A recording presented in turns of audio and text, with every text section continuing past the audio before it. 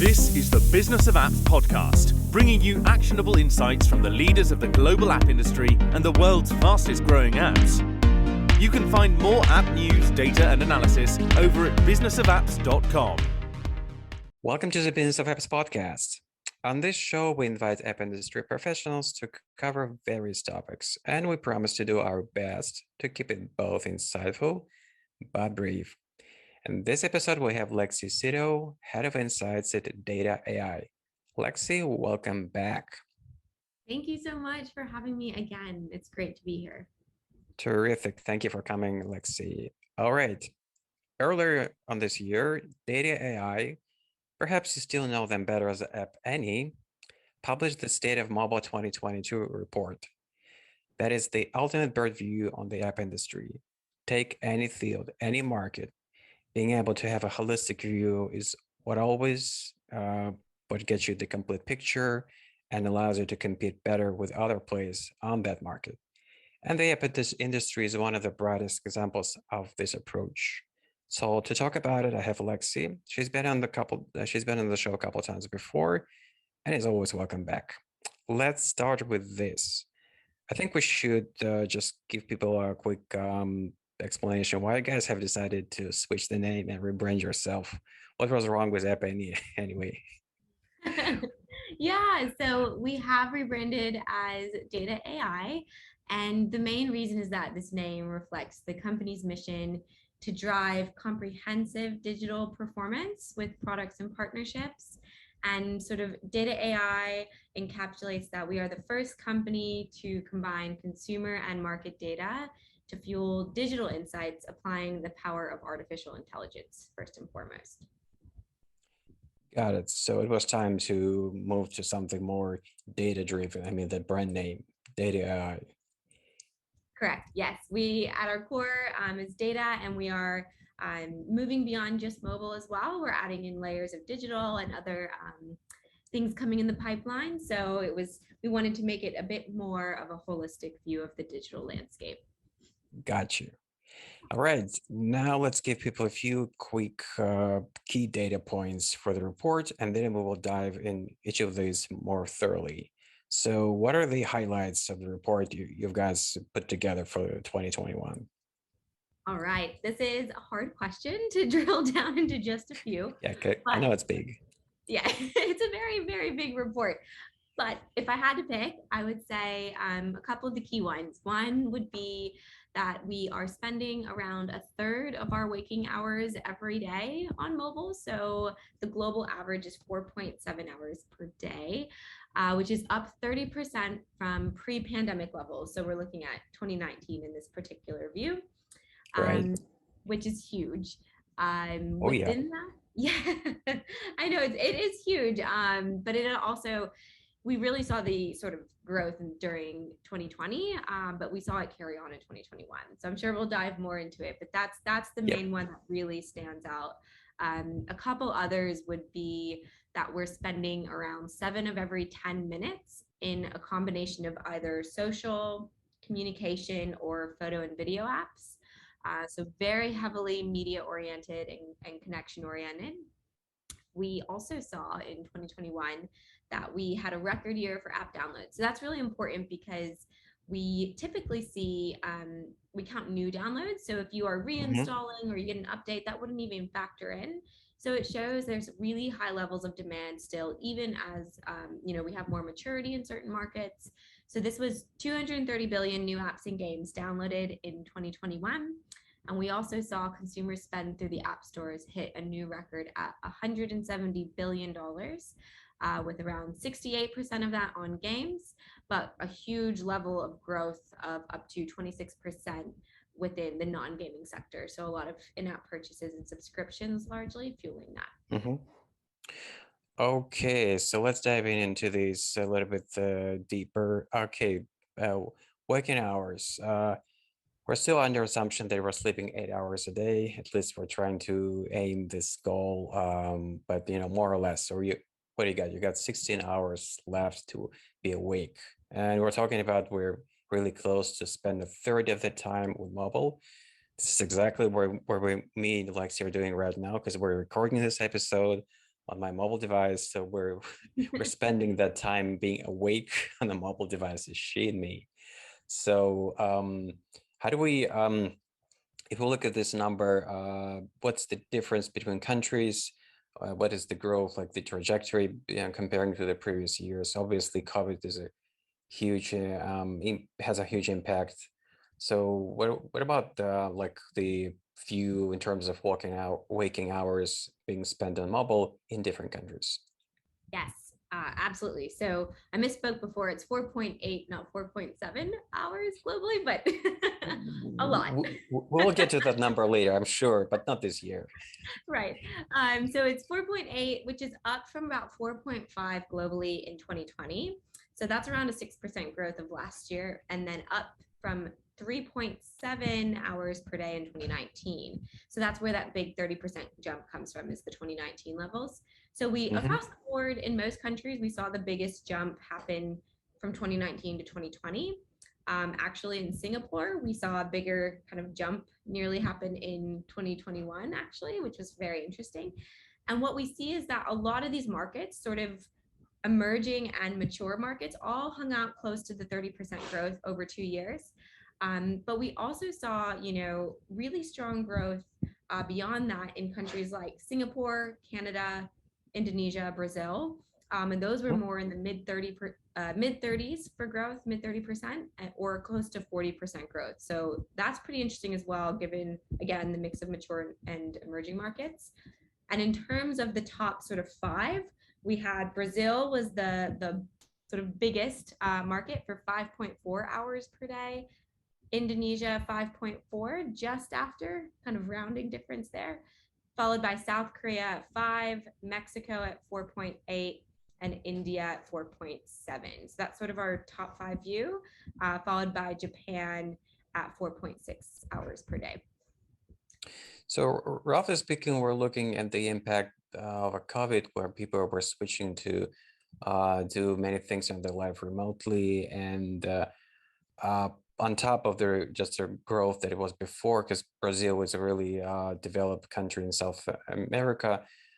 You may not realize there is a space industry in the country. There are planes you probably take on your next flight anywhere on this kind of a short distance. I've been flying on those planes. You cannot tell any difference between these ones and produced by Boeing or Airbus. And the country has a spaceport, and it's up north. They're not just using it that often, but the country is pretty big driver, economical driver of South America. And obviously they were really hit hard by COVID. They were forced to switch on mobile even more. And South Korea, it's no wonder the country with the highest, on my memory, the highest speed for broadband connections. They obviously they're really early adopters for 5G, and they have all all conditions to have a high growth in terms of mobile. Now, let's switch the gears and talk about the consumer spend on apps. That's a really huge number from the report. Let's just break it down a little bit. Absolutely. So for consumer spend, we see roughly about seven of every $10 is still spent on games. So games are definitely driving the biggest growth or the biggest portion of consumer spend on the app stores. But we're seeing a lot of growth happening in the in-app purchase and subscriptions among social apps. Specifically, live streaming is a big one for kind of the creator economy in action, where we're seeing stickers being purchased to kind of give kudos to the streamers of Twitch, for instance. They go live, TikTok. So that's a really high area of growth. And then in-app subscriptions across the board for health and fitness, many other sectors, entertainment being one of the biggest ones with live streaming players. Dating apps are always among the top players for subscriptions. And we see actually during COVID, for instance, it didn't really stop people. You were still going to apps for connection, even if you might not be intending on meeting up directly in person in the foreseeable future. So that's a huge area in terms of categories. And then in terms of spend, by country, China is still the biggest market when you include third-party Android stores, which is a very highly fragmented market in China in the absence of Google Play. So in 2021, we saw China saw $57 billion in consumer spend alone across iOS and all of the third-party Android stores.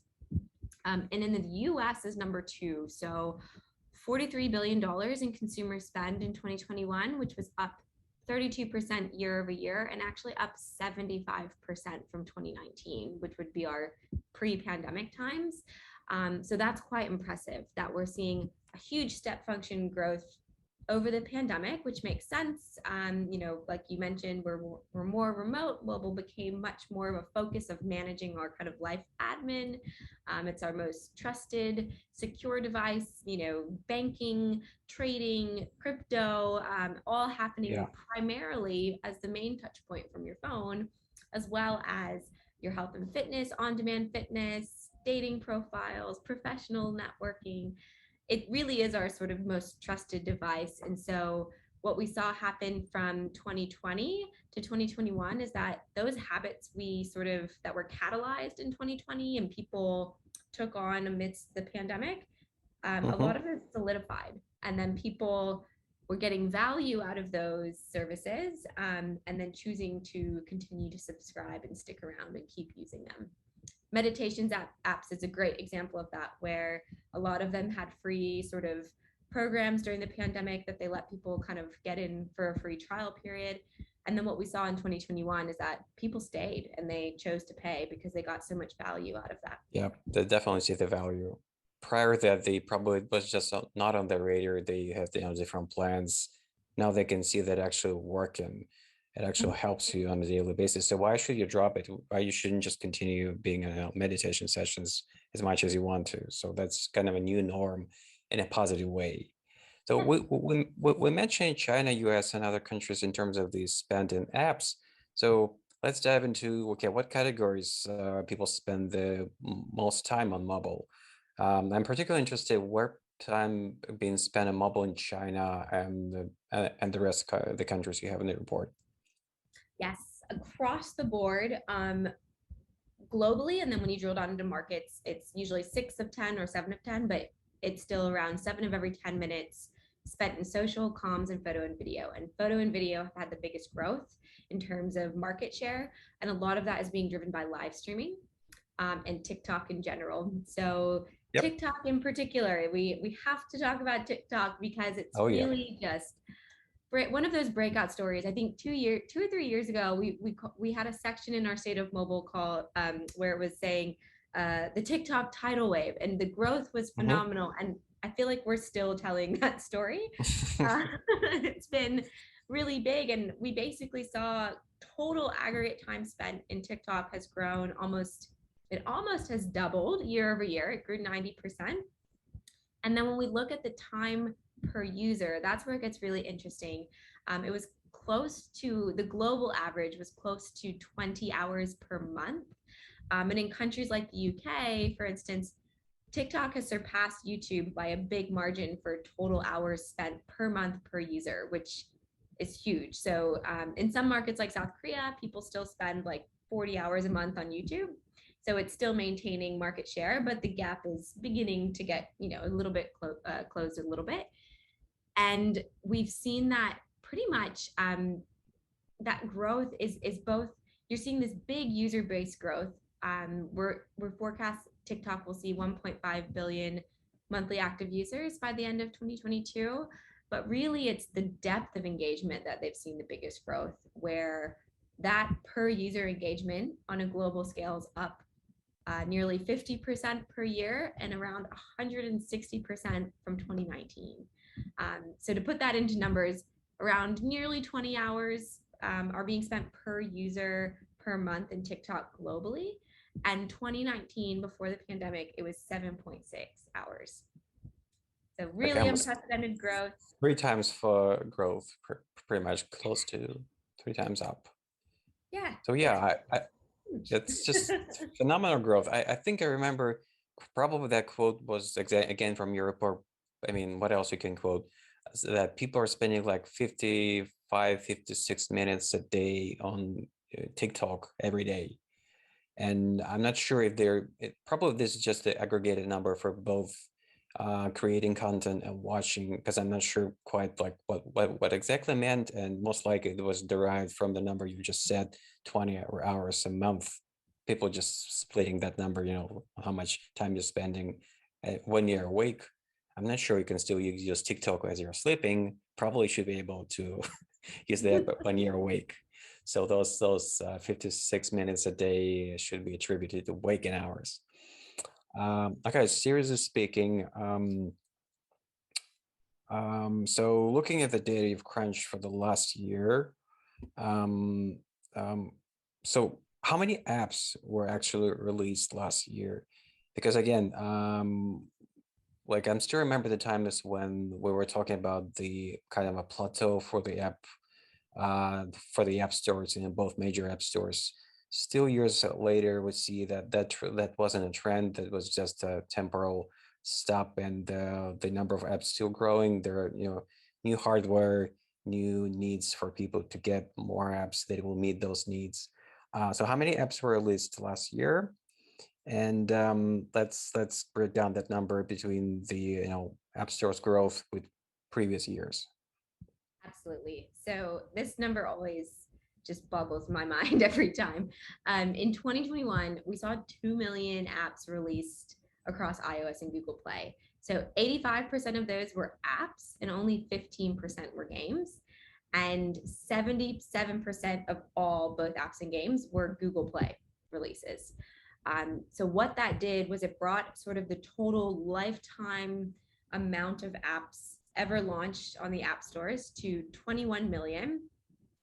And it's important to note, as of now, that means there's 5.4 million live on the app stores. So, they've been removed over time. You self-remove, or the publishers say this is outdated, or the stores pull certain apps. That's normal practice. So that's 1.8 million live apps for iOS and 3.6 million on Google Play as of now. Okay, that's so, and we're talking about apps, new releases like version 3.4 and etc., or completely new apps, or you're not breaking down. These are completely new apps. So these would be Gosh, any new app that's being launched, that's new services, new games, new. Um, mind-boggling.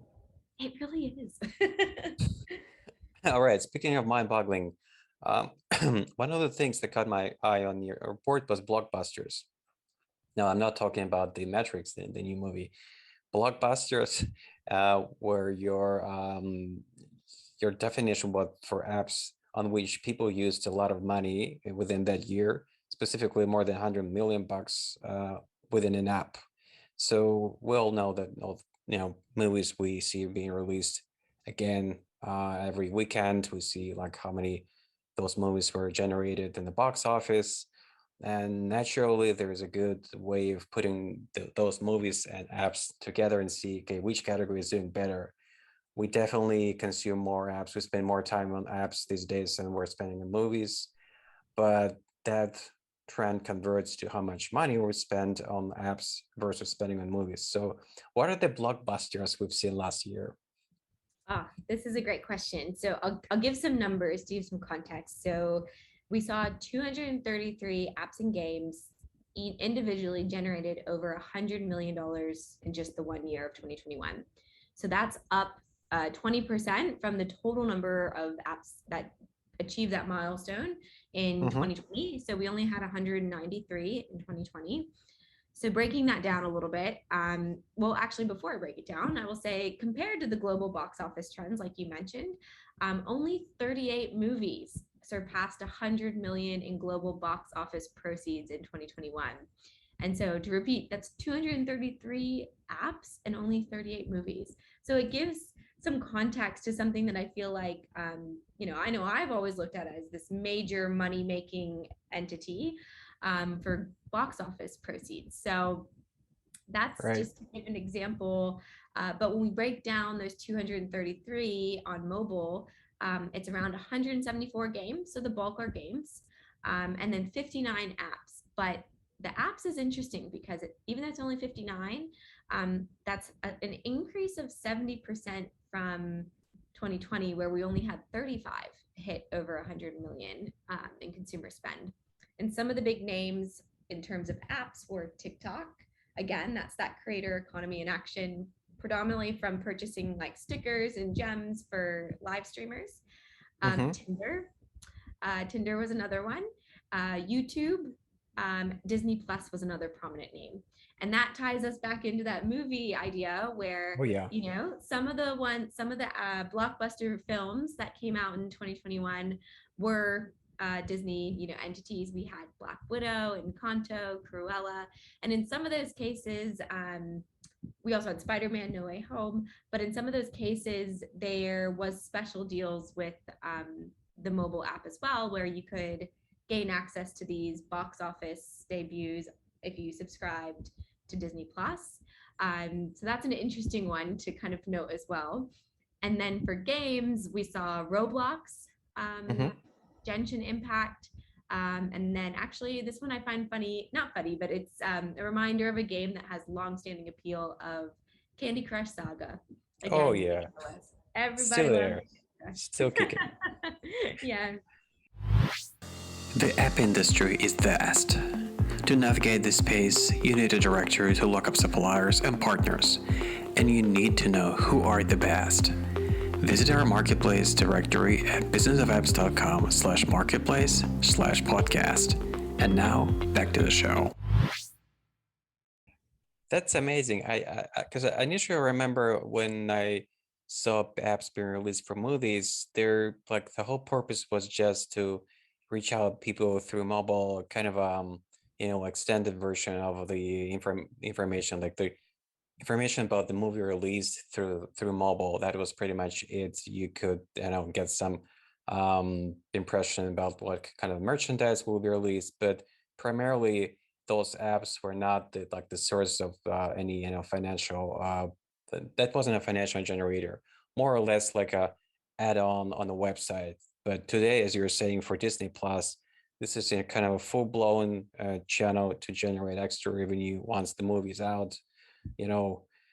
Never-ending Star Wars saga, which gives more and more characters being released separately, and they're still mega popular. So yeah, and the apps is a big part of that. All right. Finally, let's switch to the question that is dear to my heart, like breaking down the report in terms of generations. The world famous Gen Z, the other generations like millennials. I'm still one of those guys. I haven't crossed the threshold to the next generation yet. So how do we spend our time on apps, on what categories when we're breaking down the whole report in terms of generations? Absolutely. So we'll start with Gen Z. People tend to ask a lot about Gen Z's behaviors. Gen Z is really a social and kind of video first generation. So they prioritize social connection. We see creativity with video editing becoming the norm, a form of self-expression. So within that, we tend to see Gen Z is more likely to use photo and video apps, entertainment apps, music, social, than all other parts of the population.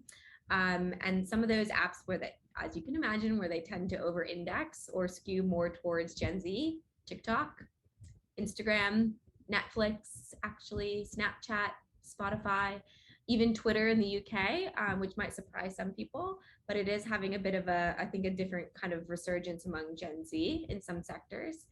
And we really see that video first, user generated content, streaming, music, big areas we'd expect. That's another big one. We also see sort of in gaming, social gaming, as well as more kind of baseline being a very much more core gaming. I think growing up with mobile as a primary platform, they've kind of grown up in a sense of being able to sort of start at a more advanced playing field. I feel like they've been gamers from the get-go, whatever games have been on mobile. So that's another area that's interesting. Roblox over indexes with Gen Z, Call of Duty in the US, Pokemon Go, Among Us. So that's another that's a very simple mechanic game, kind of blurring the lines to mid-core gaming, but very much that social gaming, those sort of battle royale style appeal. So that's Gen Z. Millennials is another really interesting one. Across the board, they tend to sort of use finance and shopping apps more than the average sort of population. And some of the apps that tend to, pop up in the top used apps tend to be some of those big shopping apps. So, and finance. So a lot of, purchasing things online. Amazon. Yep, Amazon's a big one. We also see some of the Facebook properties over index for millennials. So like Facebook Messenger, Facebook, WhatsApp. That's another big area. And then for Gen X and baby boomers, we tend to see weather apps, news and magazines, medical, productivity. So things like actually in the US, Amazon Alexa and Ring were heavily skewed towards Gen X and baby boomers. Also Adobe Reader, the Weather Channel. That's pretty universal across most, in the UK, for instance. We saw BBC News, BBC Weather, BBC Sounds over indexed for the older demographic, as well as NHS app. So we tend to see those similar trends emerging. And it does make sense in terms, especially during COVID, medical apps would be, particularly poignant for older demographics Absolutely based on right. risk assessment. So that's sort of how we've seen things break out. Now, we also see some of in the game sector, we've seen a different sort of approach with the demographics where we do see a lot of word-based games and puzzle-based games for the older demographic. So Wordscape, Solitaire, Candy Crush, Sudoku, those tend to over-index for Gen X and baby boomers as well. But they are playing Definitely. games. They're just playing slightly different to, say, Pokemon Go or Call of No, Duty. not Call of Duty for sure. Unless you're like a really, really cool parent. Unless you just can't give it up. You have to complete the next level, whatever it takes, how many years it takes. Yep. Well, All another right. area that's kind of interesting is we're seeing so finance as a category, for instance, doesn't necessarily skew more towards Gen Z, but we do see certain apps resonating. So peer-to-peer payment apps like Cash and Venmo in the US, trading apps, interest in like cryptocurrency like Binance and Coinbase.